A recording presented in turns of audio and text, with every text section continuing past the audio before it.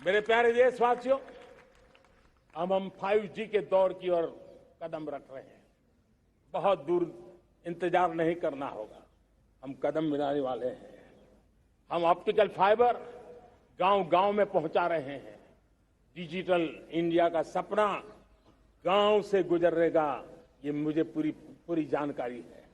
आज मुझे खुशी है, हिंदुस्तान के 4 लाख कॉमन सर्विस सेंटर्स गांवों में विकसित हो रहे हैं। गांव के नौजवान बेटे बेटियां कॉमन सर्विस सेंटर चला रही हैं।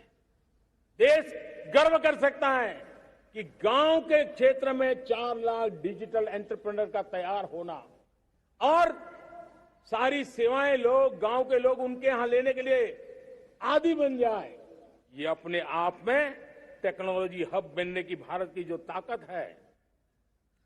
मेरे प्यारे देशवासियों, ये जो डिजिटल इंडिया का मूवमेंट है, जो सेमीकंडक्टर की ओर हम कदम मांड रहे हैं, 5G की ओर कदम मांड रहे हैं, ऑप्टिकल फाइबर का नेटवर्क बिछा रहे हैं, ये सिर्फ आधुनिकता की पहचान ऐसा नहीं है। 3 बड़ी ताकतें इसके अंदर समाहित है। शिक्षा में आमूलचूल क्रांति, ये डिजिटल माध्यम से आने वाली है। स्वास्थ्य सेवाओं में आमूलचूल क्रांति डिजिटल से आने वाली है। कृषि जीवन में भी बहुत बड़ा बदलाव डिजिटल से आने वाला है। एक नया विश्व तैयार हो रहा है। भारत उसे आगे बढ़ाने के लिए, और मैं साफ देख रहा हूं दोस्तों, ये डेकेड मानव जात के लिए टेकेड का समय है, टेक्नोलॉजी का डेकेड है।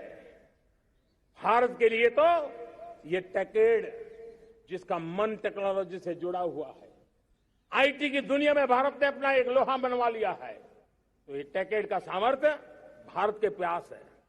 हमारा अटल इनोवेशन मिशन, हमारे इंक्यूबेशन सेंटर, हमारे स्टार्टअप एक नया पूरा क्षेत्र का विकास कर रहे हैं। युवा पीढ़ी के लिए नए अवसर लेकर के आ रहे हैं। स्पेस मिशन की बात हो, हमारा डीप ओशन मिशन की बात हो, समुद्र की गहराई में जाना हो या हमें आसमान को छूना हो, ये नए क्षेत्र हैं जिसको लेकर के हम आगे बढ़ रहे हैं। मेरे प्यारे देशवासियों, हम इस बात को न भूलें, और भारत ने सदियों से देखा हुआ है, जैसे देश में कुछ नमूना रूप कामों की जरूरत होती है, कुछ बड़ी बड़ी ऊंचाइयों की जरूरत होती है, लेकिन साथ साथ धरातल पर मजबूती बहुत आवश्यक होती है।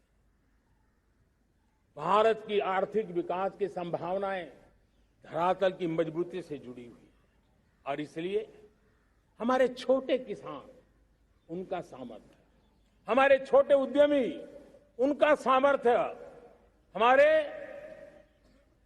लघु उद्योग, कुटीर उद्योग, सूक्ष्म उद्योग, रेहड़ी पटरी वाले लोग, घरों में काम करने वाले लोग, ऑटो रिक्शा चलाने वाले लोग, बस सेवाएं देने वाले लोग, ये समाज का जो सबसे बड़ा तबका है, इसका सामर्थ्यवान होना भारत के सामर्थ्य की गारंटी है। और इसलिए हमारी आर्थिक विकास की ये जो मूलभूत जमीनी ताकत है, उस ताकत को सर्वाधिक बल देने की दिशा में हमारा प्रयास चल रहा है।